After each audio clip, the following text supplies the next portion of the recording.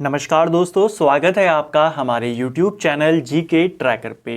देखिए फ्रेंड्स, आज के इस वीडियो में हम बात करेंगे जो हमारी एक सीरीज़ है Uttarakhand GK one liner series, जिसमें हम उत्तराखंड की जो विभिन्न आपकी वन लाइनर बुक्स आती हैं उनके नोट्स को सीरियल वाइज यहाँ पे कवर कर रहे हैं। सबसे पहले हम बीएस नेगी वन लाइनर को यहाँ पे कवर कर रहे हैं और इसका आज हम यहाँ पर 65वां भाग यहाँ पर देखेंगे। अभी तक हमने 64 पार्ट्स में 3200 क्वेश्चंस को सीरियल वाइज एक्स्ट्रा फैक्ट के साथ यहाँ पे कवर किया है। इसमें आपका पूरा उत्तराखंड वन लाइनर के रूप में कवर होगा और पूरी बीएस नेगी जो वन लाइनर बुक है वो आपकी serial wise with extra fact यहाँ पर कवर होगी। अगर आपने इस सीरीज के प्रीवियस पार्ट्स को नहीं देखा है, आप उनको प्लेलिस्ट में जाके देख सकते हैं। आज हम वहीं से आगे चलेंगे जहां हमने लास्ट वीडियो में छोड़ा था और आपको आज के वीडियो में भी 50 इंपॉर्टेंट वन लाइनर देखने को यहां पर मिलेंगे। तो चलिए दोस्तों, आज की क्लास को शुरू करते हैं। आज का हमारा पहला प्रश्न है, अंतरिम सरकार के द्वारा स्थायी राजधानी चयन आयोग का गठन कब किया गया था?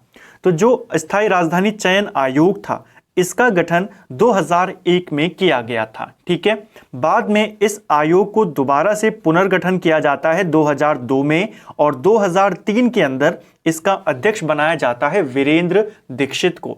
क्वेश्चन बनता है, जो स्थायी राजधानी चयन आयोग था उसके अध्यक्ष कौन थे? आपको केवल वीरेंद्र दीक्षित का नाम याद करना है। ठीक है, कब बने थे वो अध्यक्ष? 2003 में बने थे।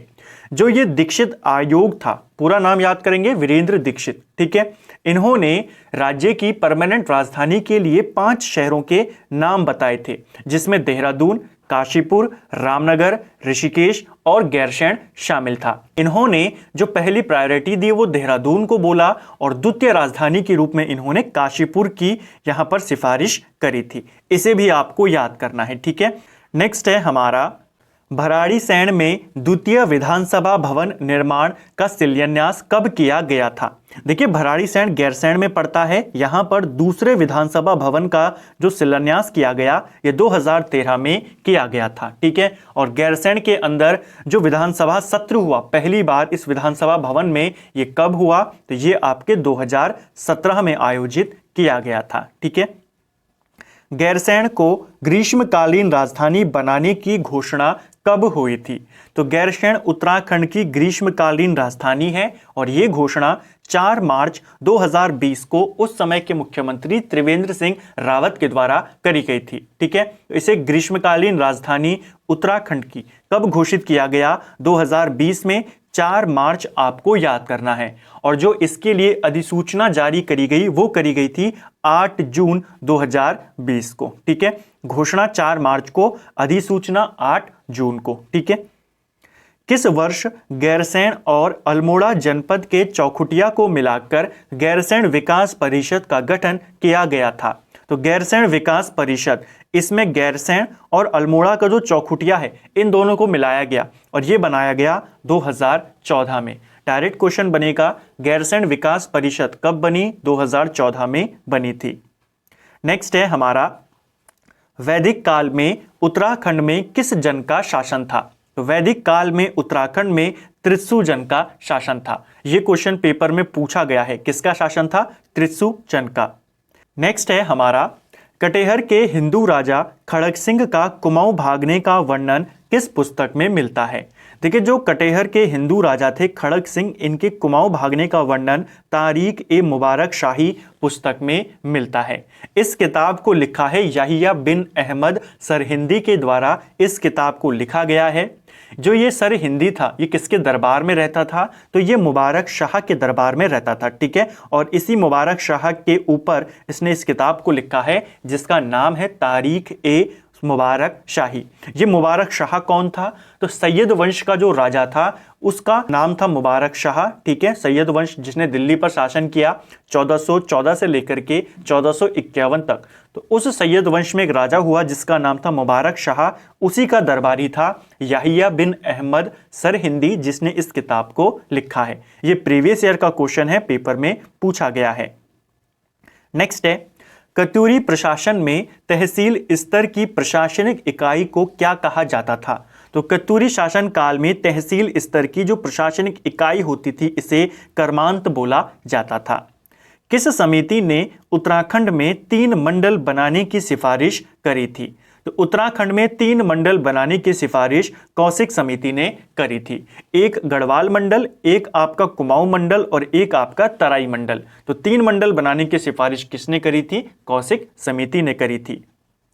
नेक्स्ट है, सकलाना की जनता के द्वारा तिहाड़ कर के विरोध में 1851 में किसके नेतृत्व में अठूर विद्रोह यहां पर हुआ था? तो किसके नेतृत्व में ये विद्रोह हुआ था? अठूर विद्रोह ये हुआ था बद्री सिंह असवाल के नेतृत्व में। किसके विरोध में हुआ? तो ये हुआ आपके तिहाड़ कर के विरोध में। इसे आपको याद करना है। 12 आना बीसी भू व्यवस्था यहां पर हुई थी, ठीक है। उसके तहत अठूर जो ये पट्टी थी इसे छूट प्रदान करी गई थी टैक्स से, ठीक है। ये भी पूछा जाता है। नेक्स्ट है, कुमाऊं में आबकारी विभाग की स्थापना किसने करी थी? तो कुमाऊं के अंदर आबकारी विभाग ये 1822 में बना था और इसकी स्थापना विलियम ट्रेल के द्वारा करी गई थी। किस कमिश्नर ने बाल विक्रय और महिला विक्रय प्रथा का अंत किया था? तो बाल और महिला विक्रय प्रथा को अंत किया था गोबान के द्वारा, ठीक है। ये विलियम ट्रेल के बाद कमिश्नर बना था। किस चंद राजा की सोने की जनेऊ जागेश्वर मंदिर से प्राप्त हुई है? तो किसकी मिली है सोने की जनेऊ जागेश्वर मंदिर से? काफी प्रसिद्ध मंदिर अल्मोड़ा का जटागंगा के तट पर है, उत्तराखंड का 5वां धाम कहा जाता है। यहां से सोने की जनेऊ हमें त्रिमल चंद की मिली है।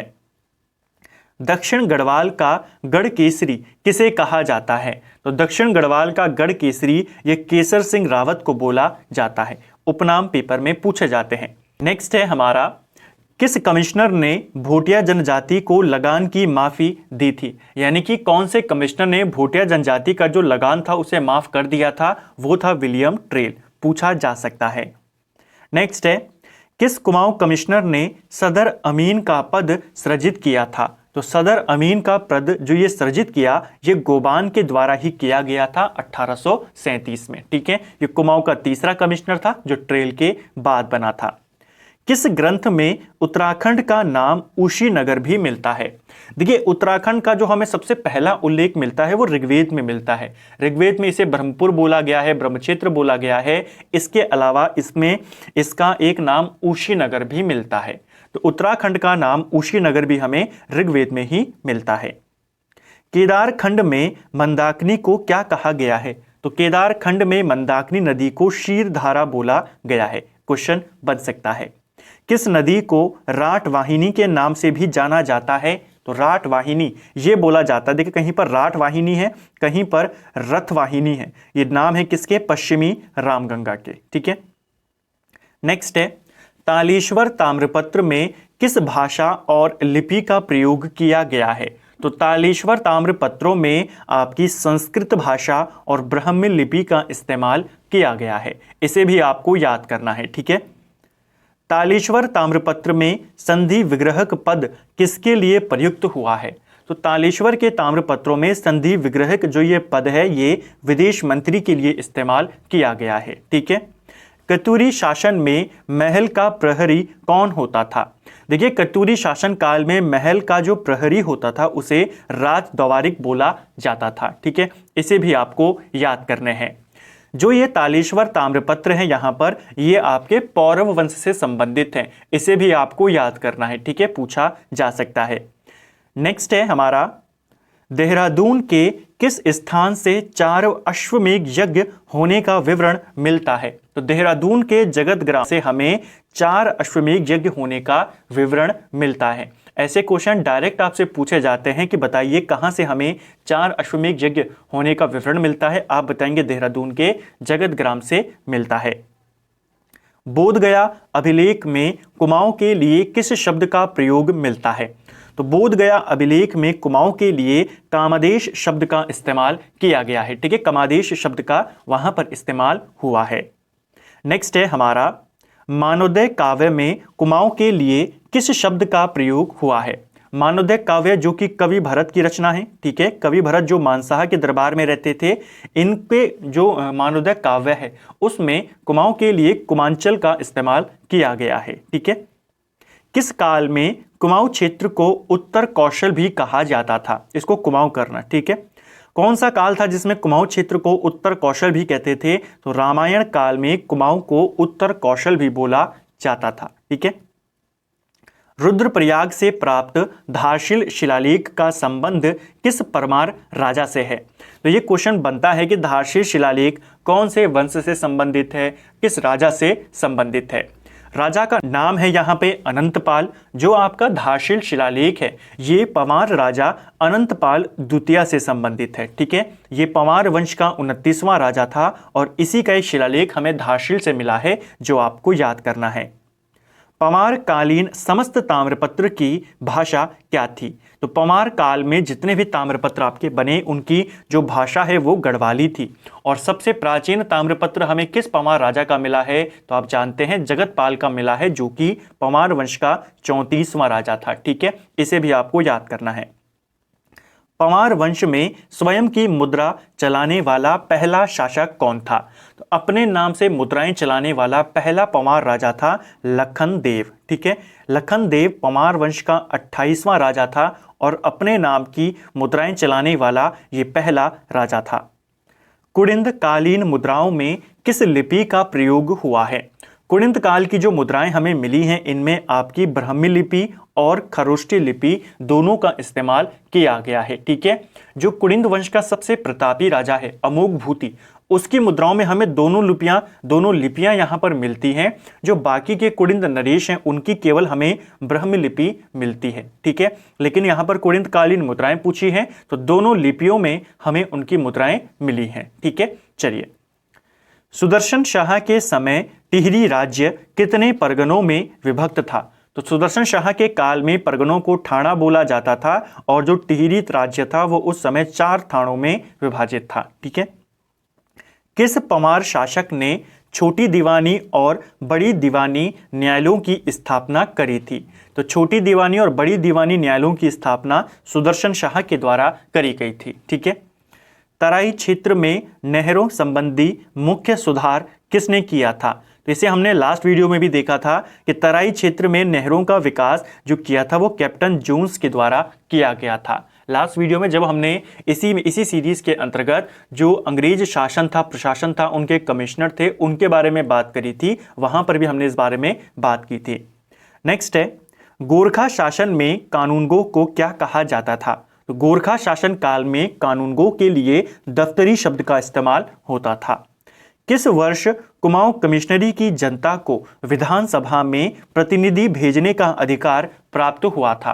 तो कुमाऊं कमिश्नरी की जनता को यानी कि आम लोगों को विधानसभा में अपने अपने प्रतिनिधि भेजने का जो उन्हें अधिकार मिला, ये मिला था 1921 में, ठीक है। 1921 में जनता के द्वारा इनको चुना गया। अल्मोड़ा से कुंवर आनंद सिंह को चुना गया, नैनीताल से नारायण दत्त हिंदवाल चुने गए और गढ़वाल से जोध सिंह नेगी यहां से निर्वाचित हुए थे, ठीक है। इसी के बाद संयुक्त प्रांत की काउंसिल में साइमन कमीशन के बहिष्कार का प्रस्ताव किसने रखा था? तो संयुक्त प्रांत यानी वर्तमान का उत्तर प्रदेश, इसकी काउंसिल में साइमन कमीशन के बहिष्कार का प्रस्ताव बैरिस्टर मुकुंदी लाल के द्वारा रखा गया था। किस्सा खानी बाजार किस घटना से संबंधित है? तो कई बार हम इसके बारे में बात कर चुके हैं। जो पेशावर कांड हुआ था वो आपके पेशावर के किस्सा खानी बाजार में ही हुआ था। कब हुआ था? 23 अप्रैल 1930 में ये घटना होती है, ठीक है। पेशावर कांड किससे संबंधित है? किस्सा खानी बाजार। कुमाऊं एवं उत्तराखंड जमींदारी उन्मूलन एक्ट कब पास हुआ था? तो ये जो आपका एक्ट था कुमाऊं और उत्तराखंड जमींदारी उन्मूलन एक्ट, ये आपके 1960 में पारित हुआ था, ठीक है। इसे भी आपको याद करना है। नेक्स्ट है, 1965 में केंद्र सरकार ने जनजातियों की पहचान के लिए किस समिति का गठन किया था? केंद्र सरकार के द्वारा 1965 में जातियों की पहचान के लिए एक समिति बनाई जाती है जिसे हम कहते हैं लोकर समिति, ठीक है। इसी लोकर समिति की सिफारिशों पर 1967 में उत्तराखंड की 5 जातियों को जनजाति का दर्जा दिया जाता है, जिसमें आपकी थारू, जौनसारी, भोटिया, बोक्सा और राजी शामिल थी। क्वेश्चन बनता है कि इनको जनजातियों का दर्जा कब मिला? 1967 में मिला। कितनियों को मिला? 5 जातियों को मिला जनजाति का दर्जा। किसकी सिफारिश पर? लूकर समिति। कब बनी थी? 1965 में। ठीक है।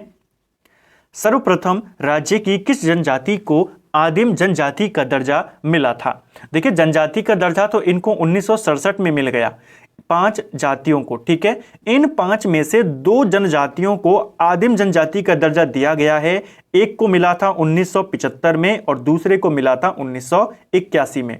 1975 में मिला राजी जनजाति को और 1981 में मिला वोक्सा जनजाति को। तो आपको दोनों याद करने हैं कि कितनी जनजातियों को उत्तराखंड की आदिम जनजाति का दर्जा प्राप्त है? केवल 2, राजी और बोक्सा।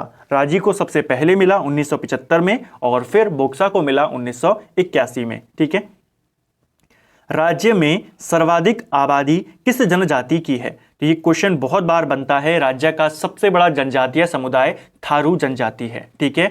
केवल गढ़वाल का पूछेगा तो गढ़वाल का सबसे बड़ा है जौनसारी। राज्य सेवाओं में अनुसूचित जनजातियों को कितने फीसदी आरक्षण प्राप्त है? तो राज्य सेवाओं में एसटी कैटेगरी को कितना फीसदी आरक्षण है? 4% आरक्षण है। राज्य की विधानसभाओं में अनुसूचित जनजाति के लिए आरक्षित सीटें कितनी हैं? तो एसटी की बात हो रहा है कि इनके लिए कितनी सीटें यहां पर रिजर्व्ड हैं? इनके लिए 2 सीटें रिजर्व्ड हैं, एक नानक मत्ता वाली जो उधम सिंह नगर में है और एक देहरादून की चक्राता वाली। ठीक है। पौड़ी जिले के पर्वतीय भागों में निवास करती है। तो कौन सी जनजाति है जो पौड़ी जिले के पर्वतीय भागों में निवास करती है? राठी जनजाति। यह क्वेश्चन बनता है कि राठी जनजाति कहां पर निवास करती है? तो पौड़ी के पर्वतीय भागों में। राठ विकास प्राधिकरण का गठन कब किया गया था? यह क्वेश्चन पेपर में पूछा गया है कि जो राठी जनजाति निवास करती है पर्वतीय भागों में, यहाँ के इन्हीं के विकास के लिए एक प्राधिकरण बनाया गया, राठ विकास प्राधिकरण। इसका गठन 2016 में हुआ था। थारुओं को किस वंश का माना जाता है? देखिए, थारू जनजाति को किरात वंश का माना जाता है। इसे आपको याद करना है। जो थारू जनजाति है ये अपने को महाराणा प्रताप का वंशज भी मानते हैं, इसे भी आपको याद करना है। ठीक है। थारू जनजाति कई गोत्रों में बटी हुई है, जिसे क्या कहा जाता है? तो थारू जनजाति में कई सारे गोत्र होते हैं, इन गोत्रों को कुरी बोला जाता है। ठीक है। किस जनजाति में पहले बदला विवाह प्रथा का प्रचलन था? तो बदला विवाह का प्रचलन था पहले थारू जनजाति में, जिसके तहत क्या किया जाता था कि बहनों का आदान प्रदान किया जाता था। वर्तमान समय की अगर हम बात करें तो वर्तमान समय में थारू जनजाति में 3 टिकटी प्रथा यहां पर प्रचलित है। ठीक है। क्योंकि पहले बदला विवाह में क्या था? बहनों का आदान प्रदान किया जाता था, लेकिन अब जो 3 टिकटी प्रथा है इसके तहत किसी रिश्तेदार की लड़की से भी यहां पर शादी आप वहां पर कर सकते हैं। ठीक है। यानी कि बहनों की अदला बदली जरूरी नहीं है, अगर आपके रिश्ते में भी कोई है तो वहां से भी आप अदला बदली कर सकते हैं। तो अब इनमें 3 टिकटी प्रथा यहां पर प्रचलित है, पहले इनमें बदला विवाह था। थारू जनजाति में 2 पक्षों के बीच विवाह तय करने को क्या कहते हैं? तो जब यहां पर विवाह तय कर लिया जाता है 2 पक्षों के मध्य में तो इसे पक्की पौड़ी बोला जाता है। इंपॉर्टेंट है, पूछा जा सकता है। थारुओं में विवाह की जो मध्यस्थता कराता है, मध्यस्थता कराने वाले व्यक्ति को क्या बोला जाता है? तो उसे बोला जाता है मध्य पतिया बोला जाता है। इसे भी आपको याद करना है। ठीक है। विवाह के लिए मध्यस्थ कराने वाला व्यक्ति, और विवाह जब तय हो जाता है उसे पक्की पौड़ी बोला जाता है। ठीक है। नेक्स्ट है हमारा, और एक और चीज, विवाह तय होने को पक्की पौड़ी कहते हैं, और जब विवाह की तिथि तय कर ली जाती है, जब डेट फिक्स कर दी जाती है तो उसको बोला जाता है बात कट्टी। ठीक है। इसे भी आपको याद करना है। ठीक है। थारू जनजाति के लोग विवाह की सगाई रस्म को क्या कहते हैं? तो सगाई की रस्म को यहां पर अपना पराया बोला जाता है। इसे भी आपको याद करना है, पूछा जाता है। ठीक है। किस जनजाति की महिलाओं को तलाक देने का अधिकार है? तो कौन सी जनजाति में महिलाओं को तलाक देने का अधिकार है? थारू जनजाति में। तलाक को क्या बोला जाता है? थारू जनजाति में तलाक को उरारी बोला जाता है, और महिलाओं को भी अधिकार है तलाक देने का। इसके अलावा एक क्वेश्चन और आपको याद करना है थारू जनजाति को लेकर के कि थारू जनजाति में विधवा विवाह का भी प्रचलन है और विधवा विवाह के दौरान जो भोज दिया जाता है उसे क्या कहा जाता है। कई बार हमने पढ़ा है लठ भरवा भोज उसे बोला जाता है। तो ये क्वेश्चन आपसे ऐसे बन सकता है कि बताइए जो थारू जनजाति में लठ भरवा भोज दिया जाता है कब दिया जाता है, तो विधवा विवाह के अवसर पर दिया जाता है। या फिर कि कौन सी जनजाति में लठ भरवा भोज का प्रचलन है, तो ये भी आपको याद करना है थारू जनजाति। ये क्वेश्चन भी आपसे पेपर में बन जाते हैं। तो फ्रेंड्स ये था हमारा Uttarakhand GK one liner series का। आज हमने भाग 65वां यहाँ पे कवर किया। हमारे जो नंबर ऑफ क्वेश्चन है 3250 क्वेश्चंस को हम यहाँ पे कवर कर चुके हैं। इस पूरी किताब में अब आपके मुश्किल से 3 से 4 पार्ट्स और आने हैं और उसके बाद आपकी जो पूरी बीएस निगी वन लाइनर बुक है इसी प्रकार क्वेश्चन के रूप में सीरियल वाइज आपकी कवर हो जाएगी अतिरिक्त तथ्यों के साथ। उम्मीद करता हूं आपको वीडियो पसंद आया होगा। अगर आपको ये वीडियो पसंद आया है वीडियो को लाइक करें। अगर आप चैनल पर पहली बार आए हैं चैनल को सब्सक्राइब करें, अपने दोस्तों के साथ शेयर करें। वीडियो आपको कैसा लगा कमेंट बॉक्स में हमें ज़रूर बताएं। Thank you friends.